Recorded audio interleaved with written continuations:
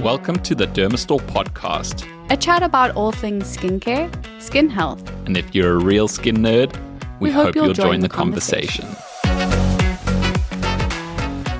Welcome to episode 28 of the Dermastore Podcast. Hey, Lara, how are you doing? How's it, Greg? I'm fine, thanks. How are you? Very well, thank you. Where are you? I am sitting in a hotel room in Barcelona, overlooking Paseo de Gracia, the main shopping high street. Been on a 2-day tour of Mesoestetic. We got invited to go on a little factory tour, and we had some really lovely one-on-one training they have so many amazing people, doctors, trainers. It's actually hard to keep track of everyone, but I think the way they sort of break it up is like they almost have specialists for different subspecialties, if that makes sense. For instance, yesterday, which I'll just chat about briefly, we had a doctor who specializes in their hair care, which was super interesting. So it was a really great trip. Before I jump into the Meso tour and what I've been up to in Spain, what did you use this morning? Greg, this morning I used my Bioderma micellar water, the Hydro Bio, actually the blue one. Just did a wipe over, and then I experimented with a few things. I applied PCA Skin X Linea, the peptide serum, onto my targeted areas, focusing like frown lines, so expression lines essentially. And then I applied Melume's niacinamide galactomyces serum to the rest of my face, which was just such a multifunctional serum. So I hope I'm getting it all this morning. And then I finished that I felt that was quite hydrating. And today it's a little bit warm in Stellenbosch, a bit muggy. So I actually just went straight in with sunscreen.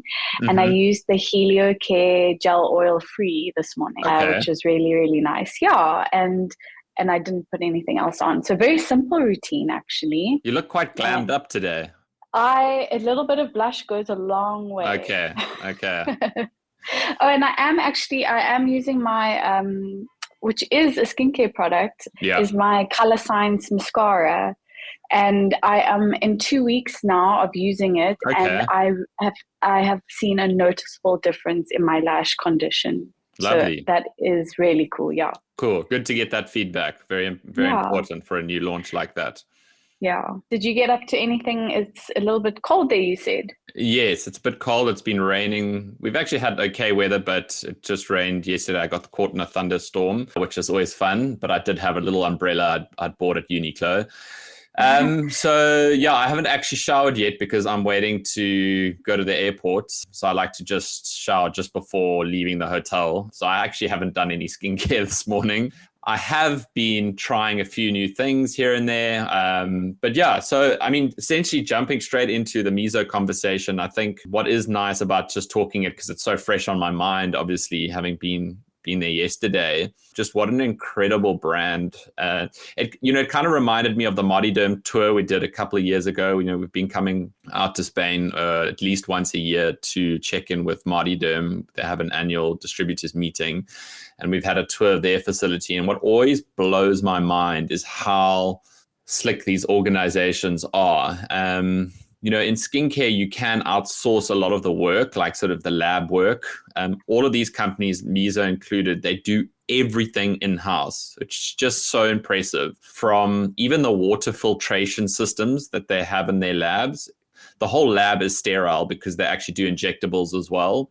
So it's like walking through a space station, the International Space Station. It's all sort of climate pressure, air controlled. You will not see a speck of dust anywhere. And obviously everyone's kitted out in full lab gear. The capital infrastructure, the amount of money that they've obviously spent and reinvested back into the business to be able to do everything themselves is just insane. So to get that insight, it really gives us a huge vote of confidence in terms of us continuing to recommend and endorse Meso. So the factory tour aside, the people are just lovelier as well, just super interesting, educated, obviously pushing the boundary a lot in terms of their development of new products. And what I like, my biggest takeaway from Meso and what I respect about them is that it's not like they stay in their lane, but they are specialized in being the leaders in depigmenting solutions. That is their like core focus. They know that apparently everything that they do is really focused around hyperpigmentation. And I love that. It's like you don't need to try and do everything. You can just be good at a few things. They're an aesthetic brand. Yes, they do anti-aging and they do hair loss treatments, but they spend most of their time on depigmenting solutions.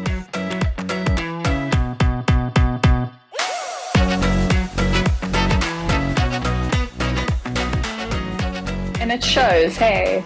It really does. It shows with their product. I mean, Cosmelan is a game changer. We've mentioned it a few times on the show, and, you know, we continually using it ourselves. I think it goes a long way. I've basically stopped using more or less traditional retinol products in favor of using Cosmelan once or twice a week, because I know I'm getting the retinol in there. So it's a multifaceted product. It does help brighten the skin and helps pigmentation and reduces appearance of melasma, but it's also anti-aging. So you're getting this incredible dual benefit from the product. So yes, it does show. And then we also had a really great session on their sunscreens and how advanced their sunscreens are, and also particularly Meso Protect, the Control One, the 130, which is so specialized for the treatment of hyperpigmentation, using 3 physical filters to block invisible light. Yeah, so we went in depth on that as well. So all in all, I mean, I can't really sing their praises high enough. And it's also cool to see the trajectory of the business and how they've expanded. They've actually got this really cool, they're building like a whole new office on the other side of the road, and they're going to bridge it with this like really futuristic bridge. But they've already done that with another building. They've sort of interlinked the two on like this like sky flooring. And as you cross the bridge, they've got the timeline of the company starting in 1985 and all their big developments. I thought that was such a cool feature. I actually took some video, which I'll try to share on our social media, and just these big like sort of moments in their company history where they've achieved amazing things, to the development of Cosmelan and obviously a global business. The other thing is I think the positioning of Spain and also most European companies, you're in such an advantageous position to be on continental Europe, because there's so much expertise, there's so much craft, there's so much funding. You know, when you go back to South Africa, you kind of realize how far away we are from these innovations. And it's going to take time for the South African industry to catch up to the world of European dermacosmetics. It's not to say we will never get there. It's just, I think geography makes a big difference. And obviously having access to key markets, you know, they're seeing a lot of growth in the East and the Arabic countries. So it's something that I said to you earlier in the week, in the sense of it is a little bit unfortunate that being so far away in South Africa, it does get a little bit diluted along the way. The example like I've been looking at is just multi-generational insights into the way things are done. Even just like looking at the buildings and the way they build these factories and laboratories, just the amount of materials and thought. And I spent a lot of time studying the building. I found it incredibly interesting to see how it's all put together. Top of mind for you at the moment. It is top of mind for me at the moment because we're busy fitting out our fulfillment center. But South Africa was almost like a clean slate after 1994. We've still got so much learning to do. We're still building, exactly. So it is great. And I must say I'm super amped now to try and get into some of the other brands that we sell, because it does give you an insider's view into the way things are done.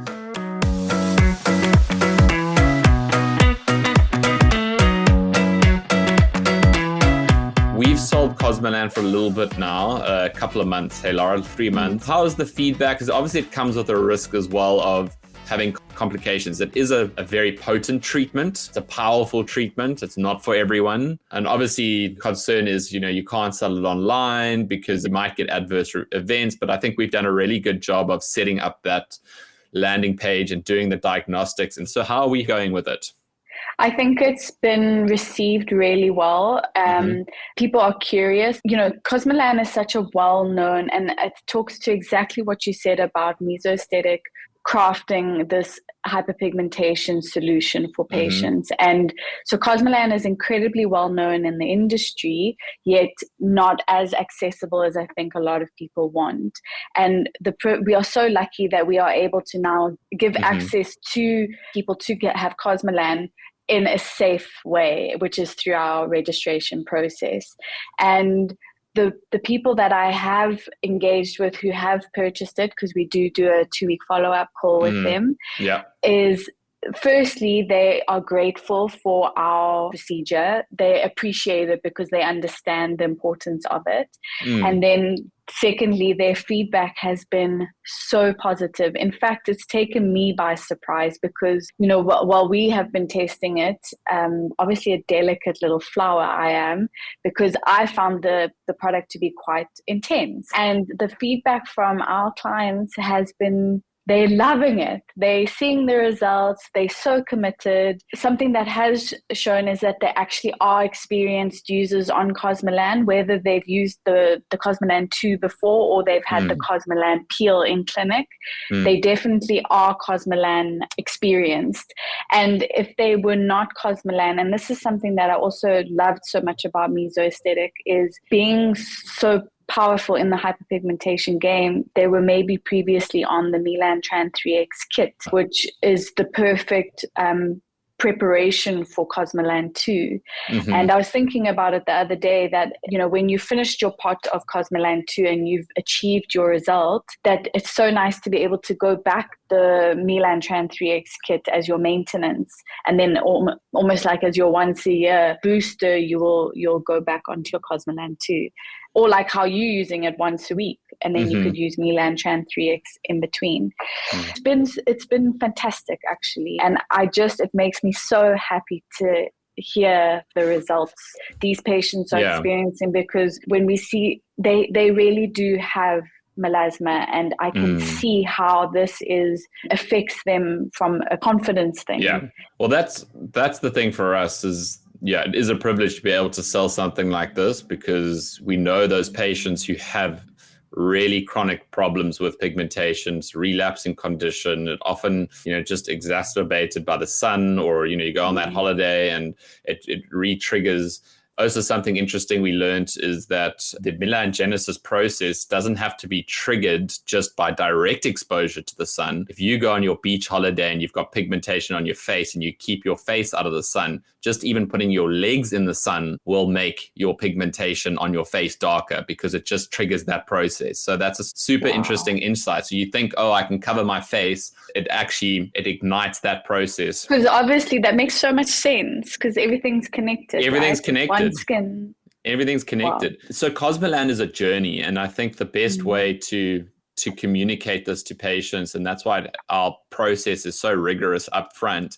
I think we've denied as many people as we've accepted into the program, because someone with an autoimmune disease, or they're pregnant, or they're on hydroquinone, we'd stop them from buying the product because it's contraindicated. Or if we just see, hang on, this person's had deep dermal melasma for 20 years. It might help a little bit, and maybe that is enough for that person, and we can consult that, but it's not going to take it away. So no, and a big part of what we do share often on Dermastore support is, we can't help online with this condition. Please go back to your dermatologist and just get the guidance and the care from your dermatologist. You need that hand holding, to be honest. Yeah. And also just to make the expectations, that's something Dr. Webster always says, it's just realistic expectations, because that journey, in fact, when you start the treatment, and depending on how tolerant your skin is,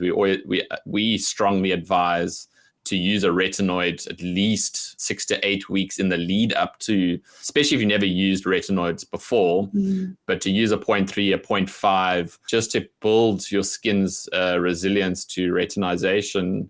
That's something that's super important. But then to know, once you start the treatment, your pigmentation is going to look worse for a little bit. And that's just a natural response to the pigment slowly coming to the surface, working its way to the surface. So that's also an expectation. It's like, you don't want to go on it and after month one be like, hang on, I'm stopping now because I'm seeing my pigment.